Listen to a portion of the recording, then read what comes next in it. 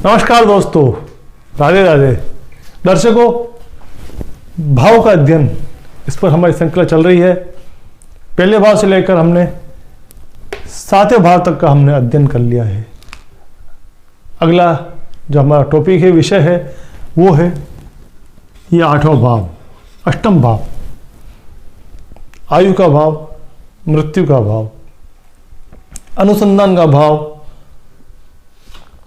पाताल का भाव, गहरे का भाव, साधना का भाव, ये है अष्टम भाव। दर्शकों, हम पहले भी कई बार बता चुके हैं कि एक एक भाव, प्रत्येक भाव कई विषयों को लेकर चलता है। जरूरत है उसे समझने की, उसे उसकी गहराइयों में जाकर ढूंढने की। ज्योतिष विषय ही गहरे का है। जितना आप उसमें अंदर उसको समझने की कोशिश करेंगे, उसका अनुसंधान करोगे, आप उतना उसे समझ पाओगे। तो दर्शकों, आज का विषय है हमारा अष्टम भाव, आयु का भाव, मृत्यु का भाव। ये हमारा पूरा जीवन क्रम इसी भाव पर निर्भर है। हमारी आयु कितनी होगी, हमारी मृत्यु कैसी होगी, ये सब अष्टम भाव बताता है। तो दर्शकों, हमारे साथ वीडियो के अंत तक बने रहिएगा और वीडियो पसंद आने पर लाइक कीजिएगा, सब्सक्राइब कीजिएगा। और अगर आप अपनी कुंडली का विश्लेषण करवाना चाहते हैं तो हमसे नीचे दिए हुए नंबर पर संपर्क कर सकते हैं। दर्शकों, अष्टम भाव ये होता है आयु का भाव।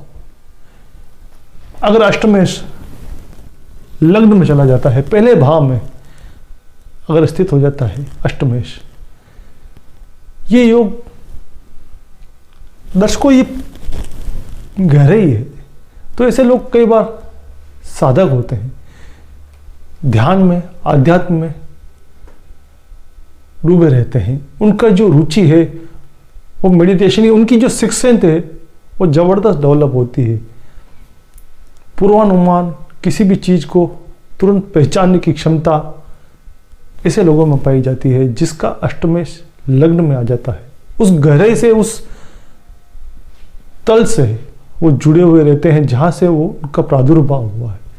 वो जहां से आए हैं उस गहराई से कई बार पिछले जन्मों की उनकी यात्रा इस जन्म तक जो आई है वो उससे भी कनेक्टिविटी हो जाती है। कई लोग ऐसे देखे गए हैं जिनको अपना पिछला जन्म या उससे जुड़ी हुई चीजें कुछ ना कुछ उसे जुड़ी रह जाती है। वो है अष्टमेश का लग्न में जाना। ये बहुत ही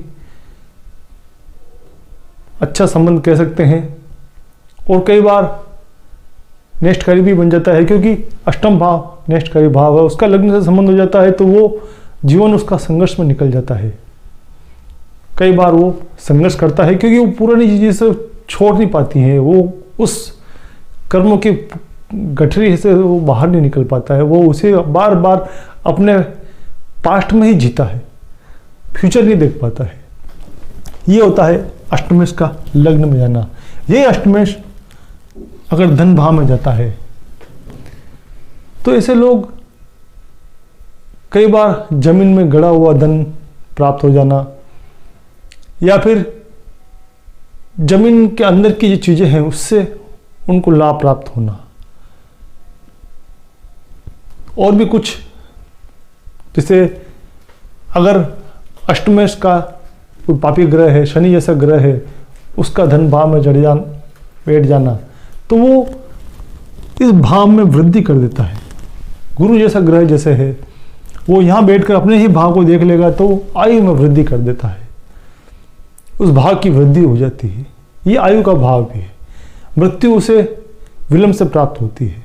यही अगर यहाँ पर चंद्रमा, शुक्र, बुध ऐसे छोटे ग्रह बैठ जाते हैं जिनकी गति बहुत ही सूक्ष्म होती है, बहुत जल्दी अपनी परिक्रमा पूरी कर लेते हैं, तो ऐसे लोगों की आयु कम हो जाती है।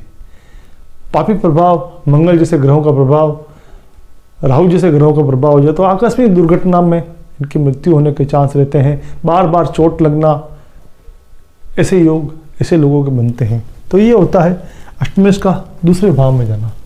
ये अष्टमेश तीसरे भाव में चला जाता है। यहाँ ये पराक्रम की हानि कर देता है, क्योंकि पराक्रम का भाव जो है ये अष्टम से भी अष्टम, यहाँ से गिनने पर भी हम ये 8वां आता है। तो ये अपने भाव से भी वो 8वां जा रहा है, 8वें भाव से भी 8वां गया, यानी वो और भी रसातल में उतर जाता है। तो वो पराक्रम में हास कर देता है। ऐसे लोग आलसी प्रवृत्ति के हो जाते हैं, या उनका जो पराक्रम है वो दिखाई नहीं देता है। वो चाहे जितना पराक्रम कर लें, उसका प्रतिफल वो प्राप्त नहीं कर पाते हैं। ये अष्टमेश चतुर्थ में चला जाता है तो परिवार का जो सुख है, भूमि भवन का सुख है, वो उन्हें प्राप्त नहीं हो पाता है, क्योंकि वो सारा सुख उस गहरे से जुड़ गया है।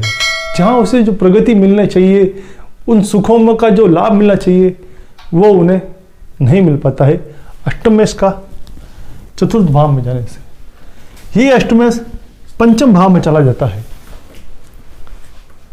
प्रेम संबंधों की हानि हो गई, प्रेम संबंध उनके सफल नहीं हो जा पाते हैं। शिक्षा वो प्राप्त करते हैं लेकिन उसका लाभ नहीं मिल पाता है।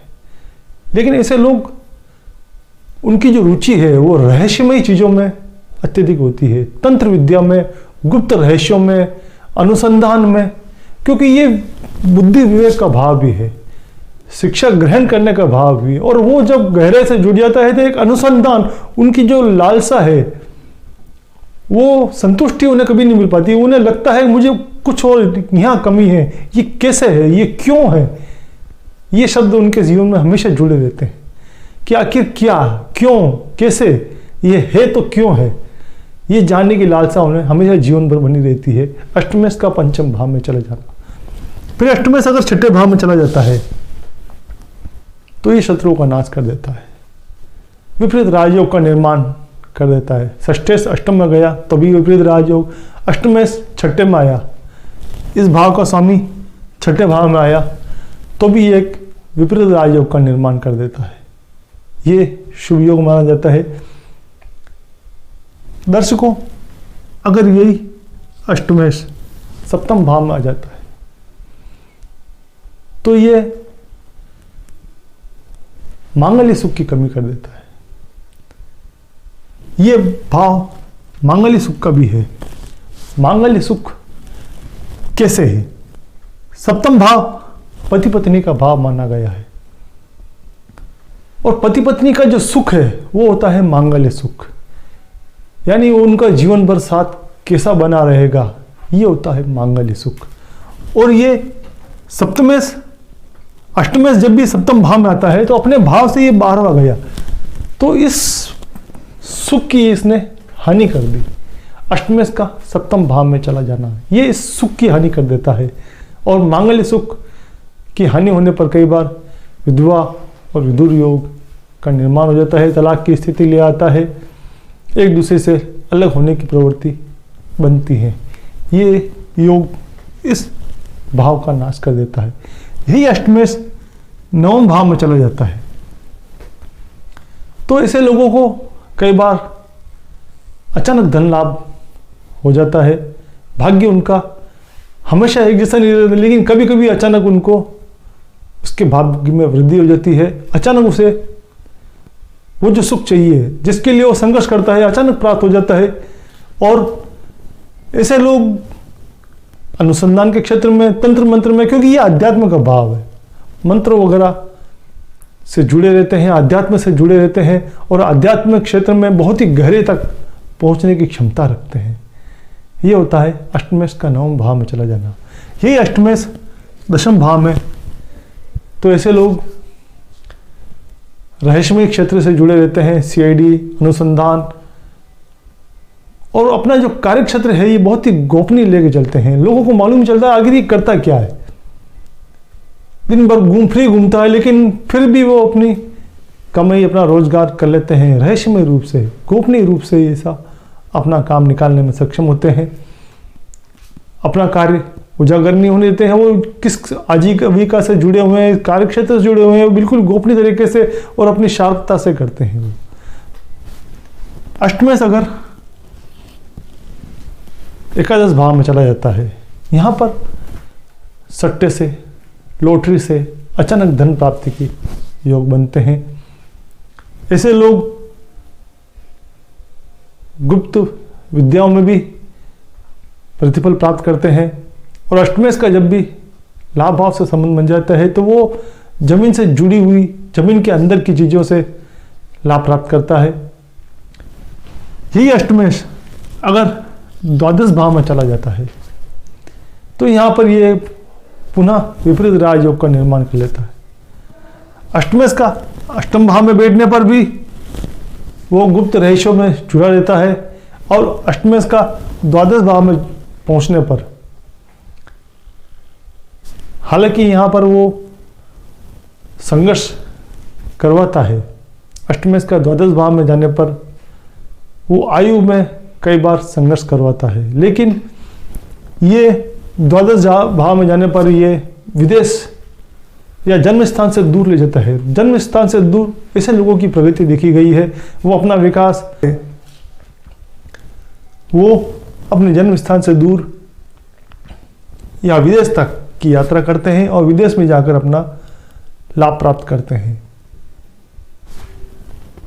जीवन में शुरुआत में इन्हें संघर्ष का देखना पड़ता है, लेकिन जो जो उनकी उम्र बढ़ती है उत्तरोत्तर वृद्धि करते हैं, सफलता प्राप्त करते हैं, यश कीर्ति प्राप्त करते हैं, लेकिन अपने जन्म स्थान से दूर जाने पर। तो दोस्तों, आज हमने अष्टम भाव का अध्ययन किया है। इसी तरह हम अगले क्रम में नवम भाव की ओर बढ़ेंगे। वीडियो पसंद आने पर दोस्तों लाइक जरूर कीजिएगा। पूरी वीडियो देखने पर आपका सहृदय धन्यवाद, और हमें सब्सक्राइब करके हमें मोटिवेट जरूर कीजिएगा दर्शकों। जय श्री कृष्ण।